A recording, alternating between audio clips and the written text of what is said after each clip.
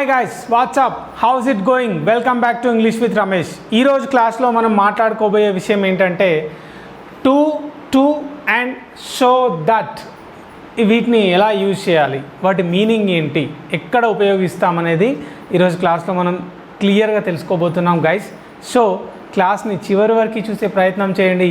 నచ్చితే లైక్ చేయండి, నచ్చకపోతే డిస్లైక్ చేయండి, బట్ ఛానల్ని సబ్స్క్రైబ్ చేసుకొని మీ ఫ్రెండ్స్తో షేర్ చేసే ప్రయత్నం చేయండి. Okay guys, let's get started. Yes, ఇక్కడ టు అంటే చాలా, టు అంటే కి లేదా కు అంటే చేయడానికి అని అర్థం, ఏదైనా సంథింగ్ చేయడానికి అని. టు అంటేనేమో చాలా, చాలా అంటే ఇప్పుడు సపోజ్ చాలా ఎండగా ఉంది, చాలా వేడిగా ఉంది, చాలా చల్లగా ఉంది, చాలా దూరం ఉంది, చాలా కష్టంగా ఉంది అని చెప్పడానికి టు యూజ్ చేస్తాం, రైట్. టు అంటే ఏదైనా చేయడానికి, to do something, to eat something తినడానికి, టు గో వెళ్ళడానికి, రైట్. ఈ విధంగా అంటే ఇప్పుడు చూడండి, ఒక ఏరియా చాలా దూరం ఉంది వెళ్ళడానికి, రైట్. ఒక ఏదైతే ఏరియా ఉందో టూ ఫార్ టు గో అంటే వెళ్ళలేనంత దూరంగా ఉంది, చాలా దూరంగా ఉంది వెళ్ళడానికి అని అర్థం. అంటే ఇక్కడ మనకి టు మధ్యలో అడ్జెక్టివ్స్ వస్తాయి, అడ్జెక్టివ్ ఉపయోగిస్తాము. అలాగే సో దట్ మధ్యలో కూడా అడ్జెక్టివ్ అంటే నౌన్ని ఏదైతే డిస్క్రైబ్ చేస్తుందో దాన్ని మనం అడ్జెక్టివ్ అని పిలుస్తాం. సపోజ్ ఒక దారి, ఒక వే ఉంది, వే అంటే అది వే అనేది నౌన్. దాని అర్థం ఏంటిది? దారి. అది పొడవుగా ఉందా, లేకుంటే షార్ట్గా ఉందా, దూరం ఉందా, దగ్గర ఉందా, ఫార్గా ఉందా, క్లోజ్గా ఉందా అనేది డిస్క్రైబ్ చేసి చెప్పేదే అడ్జెక్టివ్. ఒక ప్రాబ్లం ఉంది, ప్రాబ్లం అంటే నౌన్. అది కష్టంగా ఉందా, ఈజీగా ఉందా అని డిస్క్రైబ్ చేసి చెప్పేదాన్ని అడ్జెక్టివ్ అంటాం. సో మనకి సింపుల్గా గుర్తుపెట్టుకోవాల్సింది టు మధ్యలో కానీ సో దట్ మధ్యలో కానీ అడ్జెక్టివ్ మాత్రమే ఉపయోగిస్తామనేది గుర్తుపెట్టుకోండి, రైట్. సపోజ్ ఒక పర్సన్ ఉన్నాడు అనుకోండి, అతను స్ట్రాంగ్గా ఉన్నాడా, బక్కగా ఉన్నాడా, టాల్గా ఉన్నాడా, పొడుగ్గా ఉన్నాడా, షార్ట్గా ఉన్నాడా అనేది చెప్పేదే adjective. Guys, let's go for some examples to get some clarity. Yes, ఇక్కడ ఎగ్జాంపుల్స్ నేను ఏం తీసుకుంటున్నా అంటే it is too hot to go out. ఇక్కడ ఇట్ అంటే ఆల్మోస్ట్ వెదర్, రైట్, అంటే వాతావరణం. ఎట్లా ఉంది? ఇట్ ఈజ్ టూ హాట్ అంటే చాలా వేడిగా ఉంది. ఎందుకు? టు గో అవుట్, బయటికి వెళ్దామంటే చాలా వేడిగా ఉంది అని. అంటే దాని అర్థం ఏంటి? ఆటోమేటిక్గా బయటికి వెళ్ళలేనంత వేడిగా ఉంది అని చెప్పాలి. అప్పుడు ఏం చెప్తాము? సో దట్ని యూజ్ చేయొచ్చు. ఏ విధంగా యూజ్ చేయొచ్చు అంటే ఇట్ ఈజ్ టూ ప్లేస్లో సో అంటే కూడా మీనింగ్ ఏంటి? చాలా అని అర్థం. ఇక్కడ సో అంటే కూడా చాలా అంటే ఇక్కడ ఇట్ ఈజ్ సో హాట్ అంటే చాలా వేడిగా ఉంది. దట్ అందువల్ల ఐ కెనాట్ గో అవుట్, నేను బయటికి వెళ్ళలేను, రైట్. సో అంటే చాలా, దట్ అంటే అందువల్ల. Clear, right. అయితే ఇదే సెంటెన్స్ని మనం ఇలా కూడా చెప్పొచ్చు అన్నమాట. సింపుల్గా చూడండి, it is too hot to go out అంటే బయటికి వెళ్దామంటే చాలా ఎండగా ఉంది అని చెప్పడానికి, చాలా వేడిగా ఉంది అని.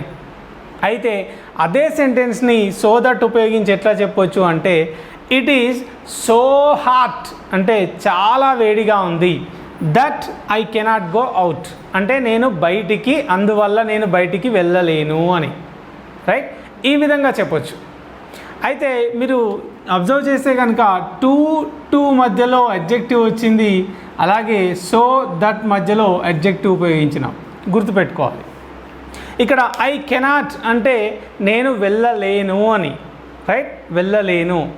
వెళ్ళేంత ఎబిలిటీ నా దగ్గర లేదు, because it is too hot, right.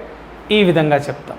అయితే సింపుల్గా మనకి అబ్జర్వ్ చేస్తే ఇక్కడ పెద్దగా సెంటెన్స్ స్ట్రక్చర్లో పెద్ద ఏంటది లైక్ గ్రామర్ పెద్దగా అంతా ఏమీ లేదు, రైట్.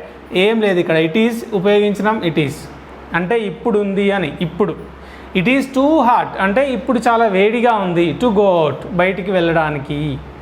అయితే ఇక్కడ ఏం యూజ్ చేస్తున్నా, it is too hot, sorry it is so hot, ఇప్పుడు చాలా వేడిగా ఉంది, that I cannot go out, ఇప్పుడు నేను బయటికి వెళ్ళలేను, అందువల్ల నేను బయటికి వెళ్ళలేను.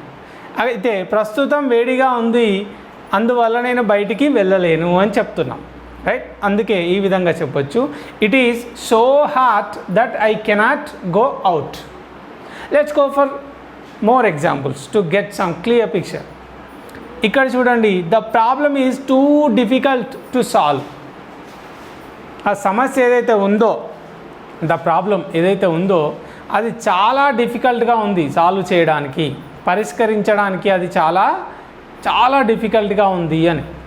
అయితే ఇదే సెంటెన్స్ని మనం ఇంకోలా కూడా చెప్పొచ్చు. ఎట్లా చూడండి, ఇక్కడ the problem is so difficult, చాలా డిఫికల్ట్గా ఉంది, అందువల్ల that I cannot solve it, అంటే నేను దాన్ని పరిష్కరించలేను అని. Simple, right? ఇక్కడ the problem is too difficult to solve. మళ్ళీ చూడండి, టూ మధ్యలో డిఫికల్ట్ వచ్చింది. డిఫికల్ట్ ఏంటిది? అడ్జెక్టివ్. అడ్జెక్టివ్ అని ఎట్లా చెప్తాం? ఇప్పుడు సపోజ్ ప్రాబ్లం, ఇది నౌన్, ప్రాబ్లం అనేది నౌన్, అది ఈజీగా ఉందా కష్టంగా ఉందా అని చెప్పేదే అడ్జెక్టివ్. ఇక్కడ ఏం చెప్తుంది? డిఫికల్ట్. డిఫికల్ట్ అనేది అడ్జెక్టివ్, రైట్? సో టూ మధ్యలో మనకి అడ్జెక్టివ్ వచ్చింది, కాబట్టి the problem is too difficult to solve, అంటే సాల్వ్ చేయలేనంత కష్టంగా ఉంది ఈ సమస్య అని, లేదా చాలా కష్టంగా ఉంది సాల్వ్ చేద్దామంటే అని మీనింగ్ వస్తుంది.